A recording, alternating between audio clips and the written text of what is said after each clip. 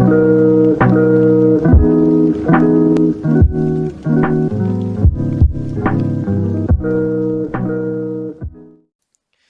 guys, what is going on? RedMaster here, and welcome back to an episode of Cards and Castles TV commentary. We got some great matches lined up for you, some surprises as well. So without kind of further ado, I'm just going to jump right into it, starting off with match number 1. Alright, so first match is going to be UnhlpfulYoda taking on SuperTmort, and of course we got the Pirate Crusader going up against a Crusader Viking. I can't really tell right now in this stage if Yoda is running any sort of school with this. We do see some monster elements like Grendel and Voyager, but again, hard to tell. Meanwhile, Timor, we can't really tell a whole lot from the Salaha Rider. We'll probably see an early trade here, Priest for Rider. More going to go ahead and respond to the Knight of Flowers thanks to a Medal of Bravery, so a little bit of Knight in there, but we can't really make any deductions yet. We see Yoda going to go ahead and play a Divine Knowledge, so looking for some draw that will leave his castle open for a Knight of Flower shot. We'll see how Mort kind of takes advantage of that. He does get that buff and will follow up the Blacksmith. So again, doing some additional damage, although, you know, against Crusaders, you always have to be careful because, of course, the big heals can always mess you up. Anyway, Voyager now going to go ahead and reduce that Minotaur in hand to be able to rid the field of Knight of Flowers. Of course, Voyager hangs out. Doesn't really have anywhere to go, so might as well just put her down there, I guess. Anyway, Paladin from Mort going to go ahead and come out now, and of course Yoda responds by playing a Fat Bard, even though in the end it doesn't really help him trade better with the Paladin. And of course Lumberjack as well to follow up, looking for some more cards, I guess. And of course putting the Voyager back up, looking to maybe kill off that Blacksmith as well, kind of even up the global buff territory here. Anyway, we see Blacksmith retreat, Claire going to intercept the Voyager. We do see an Armory from Yoda, which he will go ahead and play. Of course, that being a perfect trade for the Cleric, and of course, Cleric, nothing to heal, nothing is damaged, so heal essentially wasted there. Another Cleric, though, comes out, matching up with the Lumberjack, and of course, Paladin to follow up as well. So now a combination of the two, Cleric and Paladin, come out now. Yoda responds to the King Crab, so again, I'm pretty sure this is more of a pure monster deck here, which is surprising.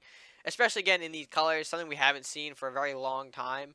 Of course, looking to, or it looks like Knight of Flowers comes back out, Monk as well. So maybe this is more of a Knight-based deck.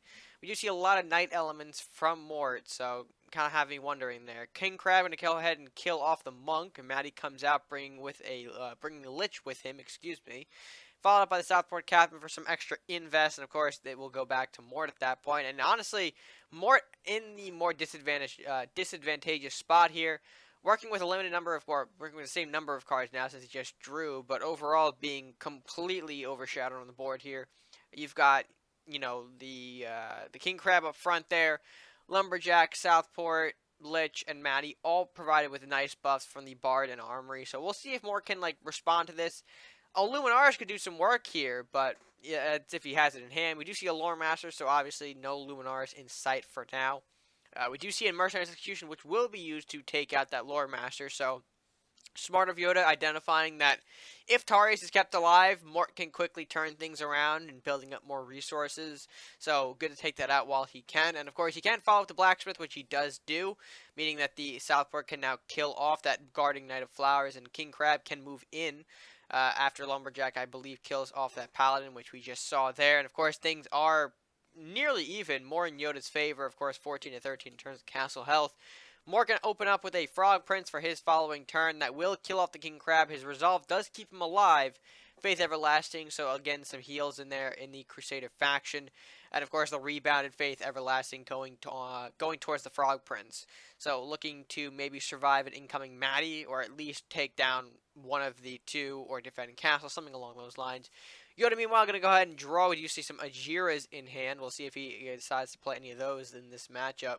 Lich does get traded off. Bard and Blacksmith are frozen off, and one Grendel out of the two moves in. And of course, going to be very difficult for Mort to respond to this, not being able, you know, not working with a great hand to, I guess, defend against that.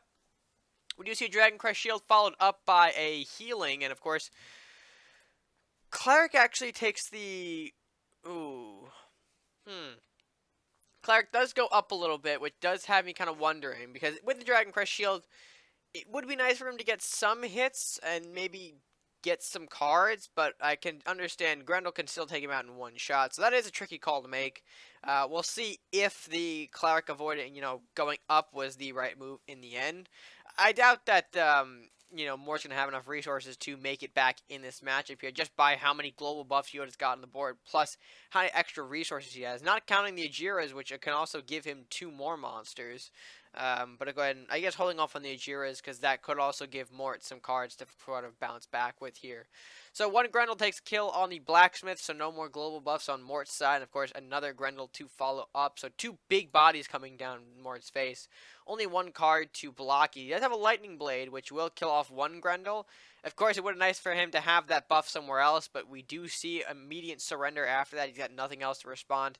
And that's kind of a shame because, he always could have drawn something, but I guess in Viking Crusader, yeah, you're not going to get a whole lot of, I guess, impactful cards. I mean, we could have saw Ragnar, maybe, but even then, Ragnar can't clear it off in 1 shot. Not a whole lot to do against a big Grendel of that size. So, I mean, he could have waited out maybe a turn to see how things would go, but decided to go and take the surrender. So that will be match for Yoda, of course, with a pretty throwback Pirate Crusader pure monster deck. I don't know if it's pure exactly, but from the looks of it, it looks to be pretty pure. You got, of course, global buffs, monsters. Didn't see a Kraken, but who knows? One might be in there. It might not be. I have no idea. But anyway, with that being said, strong win for Yoda and a strong showing for monsters. Let's go ahead and jump into match number 2 and see what other people are playing around with. That last line wasn't dirty, I swear. But on to match number 2 now. We do have Dragonstorm taking on FDD, a Viking Druid taking on a Crusader Warlock. So we'll see if the old Crusader Warlocks can handle itself against Viking Druid, which have been steadily making more and more appearances lately. I wouldn't say they're meta-defining, but they do pop up a little bit more than they used to. So we'll see. FDD opening up with an Earth Knight to start off his game. Meanwhile, Dragon going ahead and meddling up into a Spiny. That can't be something good you want to see, especially since you're losing that companionship off of the Spiny here. Maybe opening hand not too strong, but we don't know Dragon's hands, so we can't really say for sure. Earth Knight, excuse me, going to go ahead and strike the Spiny down for 1. Of course, the armor will regenerate, so Earth Knight not really taking any damage from that exchange. Spiny going to go ahead and chip the castle a little bit and the trap going down. And that can be a couple things. Mind of the Minotaur, Sheet of Regrowth, Forked Lightning. Some people run that, just because. White Knight comes out to intercept the Spiny. Trap activated. Will be Mind of the Minotaur, so a big chunk taken out of the White Knight here. And of course, that's a beautiful, I wouldn't say beautiful, but that was certainly good for Dragon, because now you can opt for the 5 additional damage on Castle and not have to worry about the White Knight. He can kill if he wants to, but it would be more painful to make FDD make that trade and follow up with something else unless he has got a buff. But which we see he doesn't really have a buff. But anyway, we'll let the match continue. Earth Knight taking a swipe at the Castle, going back to Dragonstorm now. So here we'll see if he goes for Castle or White Knight. Spiny comes out looking to hit the Courthouse. Okay, smart move there. Eliminate the Judgment that's on the board. And again, that's what I forgot to mention. If he did make the White Knight trade, it wouldn't be beneficial anyway, because of course the Judgment taking effect and of course killing off the Spiny. So I had that in my head, I swear, but it just things just sometimes just fly right over in terms of me speaking them. But anyway, going back to FDD now, without the Courthouse, we'll see if he can make a, comeback here. School of Magic and the Guardians, so 1 Spiny will die. White Knight taking out the other Spiny, so he cleared off his castle, or defended his castle, I would say, pretty well. And Earth Knight still doing a little bit of chip on the castles here. And a smart positioning move by FDD as well, putting the Earth Knight back here. So no matter what angle Dragon attacks from, he will be taking additional castle damage from the School of Magic explosion. That's how you want to utilize School of Magic. Anyway, Rune Warrior going to go ahead and quickly clear off that Earth Knight. So only 1 additional damage getting, for FDD, excuse me. Inspire, though, will wield Berserker and Questing Knight. He will play Knight of Flowers, so neither Inspire card coming out to assist FDD here. But we'll see. Minotaur comes out. That can be traded into, of course, Knight of Flowers and Guardian makes for an efficient trade there, although that would put FDD at a slight disadvantage. It looks like he's going to go for it anyway. He doesn't really have a lot of other options here, and he does opt to play another Knight of Flowers, following that up with a Questing Knight. So, okay, kind of looking to repeat the same maneuver. 3 attack on the block there, setting up for a 4 attack, hopefully on Castle. But Battle Ready Spiny, so 3rd Spiny of the matchup. Battle Ready on the Rune Warrior as well, so some strong units making some strong pushes, if you will. We'll see Question Knight kill off that little Spiny there, and then we see Furnace Knight, even though Furnace Knight, honestly, okay, he doesn't really throw it in harm's way of Rune Warrior. That actually, Dragon Crest Shield on Furnace Knight would have actually, I believe, survived the initial Rune Warrior attack here. Of course, with that, Furnace Knight has 9 attack. Rune Warrior only's got 8 attack. Excuse me, Furnace Knight has 9 health. Rune Warrior 8 attack thanks to the Chain Lightning that it has. So it could have survived, but, you know, I guess a little cautious is never too hurtful. We see Trap go down for Dragonstorm yet again, so predicting maybe another Might of the Minotaur here. We see a second Rune Warrior following up. Rune Warrior? Rune Warrior. A little bit of an Inferno on the castle. Unfortunately, the price to pay for putting that Furnace Knight where it's at. Lore Master, though, of course, activating the trap, though, will FDD into a Might of Minotaur, so of course that Furnace Knight getting no value out of the Dragon Crest Shield whatsoever. Lore Master placed, of course, surrounding below here to avoid any sort of Rune Warrior Chain Lightning. And of course, Rune Warrior opts to hit face for a big pile of damage. I believe that was 11, if I can do math correctly. And of course, the second Rune Warrior and a Yarm Giant following up. Not really giving FDD a lot of options to hold on. Looks like he's going to fight back, though, at least fight to the end. It's good mentality. Of course, Lore Master taking out the Rune Warrior with the help of Berserker, and of course the Genevieve coming out now doing a little bit of damage to Yarm, but to ultimately no avail. It will backfire, of course. A little bit of chain action there you see, and of course I think Rune Warrior going to end. Or alright, FGG surrenders. Same concept, if you will. In the end, Dragon does pick up the win here. And of course that was a pretty, I will say, interesting one, because we didn't really find out what Dragonstorm's deck really was. We saw a couple of units, and, you know, those units kind of repeated itself. So I'm curious to see maybe if that was more of a, you know, Chain Lightning based thing. I do want to see, I actually might go ahead and make this, maybe kind of a Druid Chain deck, because there are some possibilities for it, maybe. Yarum, maybe the Companions play a little bit of a role in that. Mystic Journey, your options too for Rat King and Beastmaster. There are some things, and of course people have experimented with that already, but, you know, maybe I want to give it another try myself. But anyway, solid win for Dragonstorm, and now we move on to our final match, match number 3. Alright, so on to match number 3 now. We have Oziek taking on JaxTaylor, a little bit of Pirate Crusader taking on Viking Pirate. Now, I do want you to keep a close eye on Oziek's opening hand. It will become apparent as to why in a minute, but I think this is a really interesting idea from Oziek. Not something that we've seen a lot of. Maybe some have tried, but, you know, I think this is, you know, one of the first introductions, at least on the commentary series, that we've seen a deck like this. And it's kind of always exciting to see a deck like this, because it makes you question what else is possible. But anyway, I'm going to go ahead and start with the matchup here. We assume Jax is also running his standard greed shenanigans. Of course, him no stranger to those Pirate Crusader colors. Oziek starting off with the Lumberjack. Again, nothing new, nothing exciting there. But then we see Oziek's hand. You start to look at it a little bit. What do you see? Manfish, Sunflower, Rider, Lumberjack, Shaman as well, you know, for whatever he's worth at the moment. Of course, Jack to go ahead and play the Dragon's Horde. Oziek being able to summon the Lumberjack and the Manfish, and now Sunflower. But there you see in his hand as well, after playing the Rider, what do you notice? You see Andrew the Giant. So Oziek actually running a Viking Pirate Last Will deck. Now, I personally haven't seen that concept be utilized, especially because, you know, when you think of Pirate Viking, excuse me, there are other options that you can go to. Sure, Last Will is there, kind of. You got the Manfish. You've got the Manfish. I don't really know what other... Oh, Salahar Spitefish. That's another fish. You got the fishes in there to provide Last Will. You don't really think Last Will. So I'm kind of curious to see how Oziek implemented a, you know, Viking Pirate Last Will, or at least what he thought was going to make that, you know, concept work out well. But we'll see in the matchup here.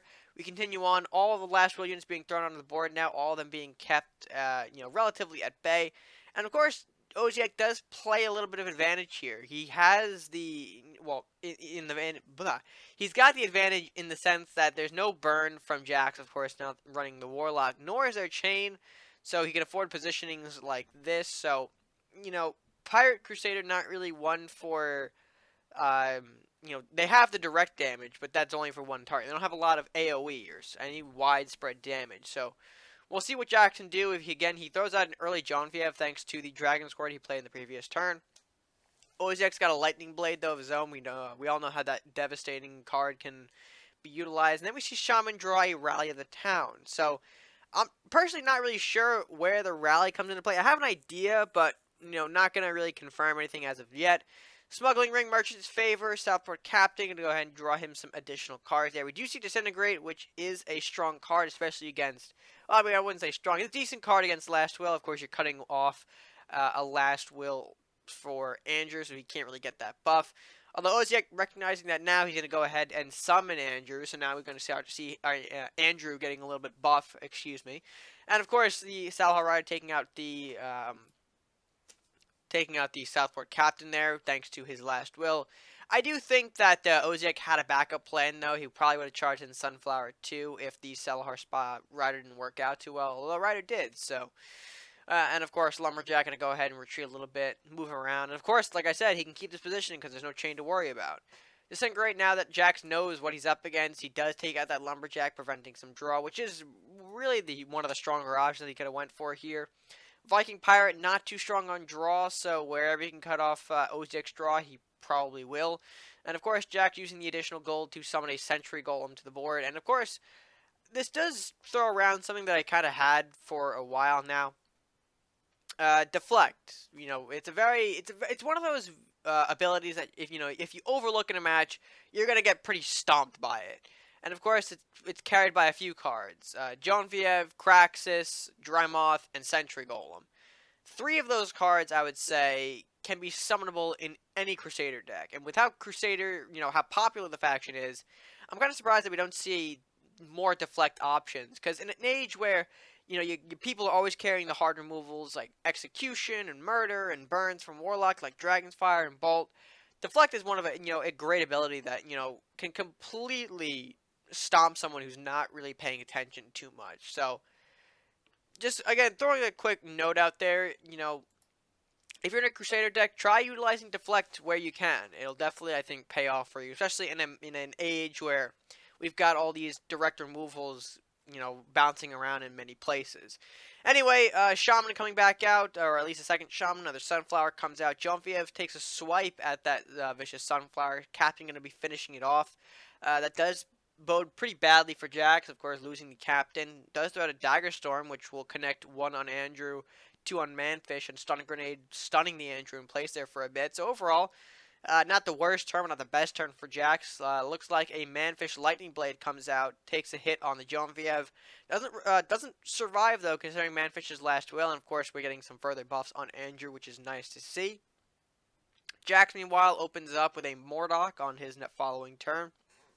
Mordok hits that Sunflower, spawns a Banshee, unfortunately, which gets killed off. And, of course, all of those buffs going directly to Andrew.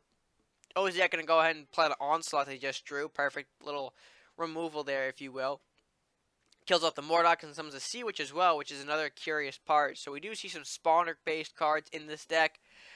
Rally, Sea Witch with the skeletons. So maybe a little bit of extra backup in the form of, I guess, just token stuff, maybe. We'll see. We'll see. And of course, throwing it back to Jax after that Sea Witch play. Jax finally going to go ahead and use the Merciless Execution here. So sad, Andrew not being able to deliver the final blow, but of course it does give Jax an opportunity, if you will. Temple comes out now, of course, followed by another Vicious Sunflower, so the 3rd of the matchup here. And of course, keeping things back, keeping things protected. He's in no rush to charge, it looks like. Shadow Drake, Elvish Thief. Elvish Thief, I will admit here, a little too aggressive. That's perfect seafood. Sea Witch food? Seafood. I mean, it works. It's perfect seafood here for the Witch to kill off the Elvish Thief, summon skeletons, and do some dirty work off of them. But we'll see if maybe that's what Jax intended. I don't think it is, but, we'll see it play out. Meanwhile, like seafood being taken, Rally the Town comes out finally, and of course, we're not going to see just one Rally the Town played. A Shaman doing a little bit of attack here. Skeletons moving up as well, Peasants moving around. The second rally is played. But of course, all of those being kept back a little bit, it looks like. So, kind of prepping this big wave, if you will, in my opinion. Flux comes out now. Flux making a very poor trade with a Shaman here. Of course, being able to draw spells, but being killed off by the Shaman Chain. Pillage taking place. Shadow Drake kills off the remainder of Shaman. Of course, Sunburst being played for some healing. Not bad, but then you've also got more seafood in the form of the Shadow Drake to that Sea Witch there. And of course, everything going to move right along here. Sea Witch taking her food, killing off the Shadow Drake. The skeletons being spawned from that, and everything just kind of rushing down here. And that's, I guess this is sort of like the backup to Last Will. Like, hey, you maybe have gotten rid of a Last Will, but can you handle a gigantic-ass swarm? And normally, Dragon's Fire here would, one click of the Dragon's Fire, and boom, everything's in Jack's favor. But because he's not running that sort of mass AoE like we were talking about before, with the Chain or the burn off of Warlock, this does mean Oziek does pick up the win here, and it's very cool. A Viking Pirate Last Will deck did take a win here, as surprising as that might sound. I'm not sure if it's the main focal point of the deck, but certainly did play a strong part in it. So great to see Oziek win with another sort of new deck, one that we haven't really seen here on commentary anyway, and one that maybe I don't think it will take too much shape here. But it's always cool to see people trying out new ideas and putting them to good use and getting some wins with them as well. It's always really cool to see. But with that being said, I think that's going to be a perfect place to end off this edition of TV Commentary. With that being said, folks, if you did enjoy this edition of TV Commentary, let me know what you guys thought down in the comment section below. Leave your, all those good, juicy comments and whatnot. And while you're down there, if you haven't done so already, be sure to like the video if you enjoyed it, share with your friends, and of course, subscribe if you are new or haven't done so already to support the channel. And maybe slap the notification bell as well to stay up to date with all the videos that go live. And, yeah, with that being said, that's going to do it for me for now. So, until next time, guys, stay gaming.